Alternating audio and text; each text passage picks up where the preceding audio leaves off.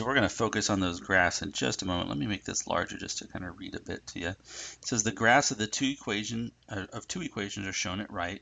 Write an equation for each of the lines. Okay, let's jump over there and do that. So we've got two lines and we need to come up with the equation of these lines. You'll notice both of them have very clearly identified y-intercepts, right? Unless someone's playing with us and they're just slightly off by 1/1000th or something. So this would be an unreasonable problem if that was the case. I'm just joking. So in the first case, this one with a green dot has a y-intercept of 3, and it has a slope pattern of, it appears like it's down 1 and then over 2. Right, you can see that, right? Down 1 over 2. So I can write this first one. This is the line y equals down 1 over 2, negative 1/2 x, and then plus 3.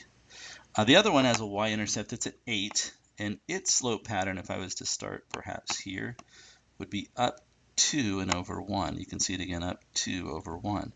So that one has the line y equals up 2 over 1. And I could write it like that, up 2 over 1, or just 2x, and then plus the number 8. So one equation is 2x plus 8, and the other one is negative 1/2 x plus 3. So those are the equations of the line.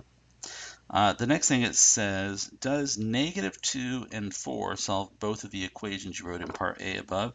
How can you tell without actually checking the solutions in the equations? Well, if I look at negative 2, 4, that's the point that both of them share, right? They both have this point in common. That's the one time when those lines are in the same spot in the same location. So without actually plugging it in, I know that it would work. But moreover, if I do plug it in, right, when x is negative 2 here, this becomes 2 times negative 2 plus 8, which is negative 4 plus 8, which is the number 4. Yeah, that's what y is at that spot. And for the other equation, again, plugging in negative 2, I get negative 1/2 times negative 2, which is 1.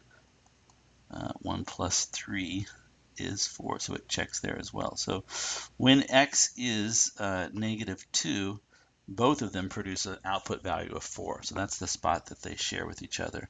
And you can see it visually in the graph, but you can also plug them in and check them. Let's go on to part C. It says, what is the relationship between the two lines in part A? How do you know? Well, here's the relationship. They're perpendicular to each other, right? It not only looks like it, but this has to be a right angle because these lines have slopes that are opposite and reciprocals of each other. You can see in the one hand we've got a slope of up 2 over 1, and the other one is down 1 over 2, right? One of them has a negative slope, the other is positive, and then the numerical parts are reciprocals of each other. And we'll see this all the time. And again, it goes back to our days when we were looking at rotating lines about perhaps this point. And when we rotate about a point, we do end up seeing these slope triangles actually transposing the rise and run. They switch places when we rotate them. And then the final question here, sorry, solve the system of equations you wrote in part A algebraically and verify that the solutions match the one shown. Now, we might be saying at this point, enough, right? We get the point. What are we doing all this stuff? Look, here's the thing, right?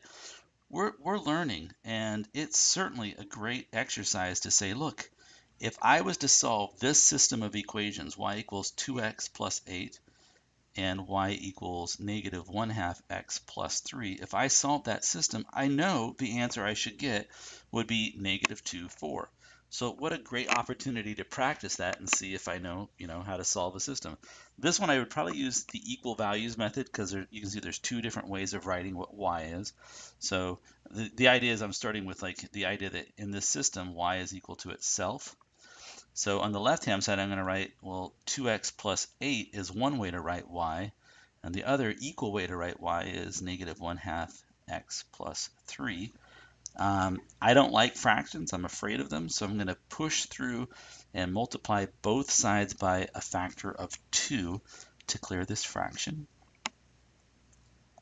When I do that, the equation becomes 4 times x plus 16 equals, let's see, negative 1/2 times 2 would be a negative x, and then plus 6. I'm going to add x to each side, so that's 5x plus 16 equals just a plain old positive 6.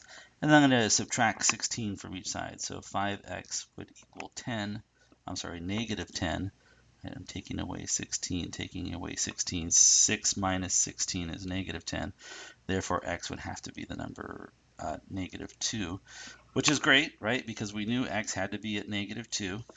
And now when I plug that in, I should get that y is equal to positive 4. And you can see in both of those equations, if I take the first one, when I plug in negative 2, and I'm not going to actually do it because I just did it here, and I did it here, right?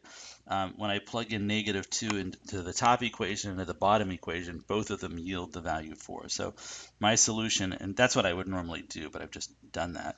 My solution is the point negative 2 comma 4. Great problem, a chance for us to review a lot of ideas about linear equations and the relationships between parallel perpendicular lines. And that's all.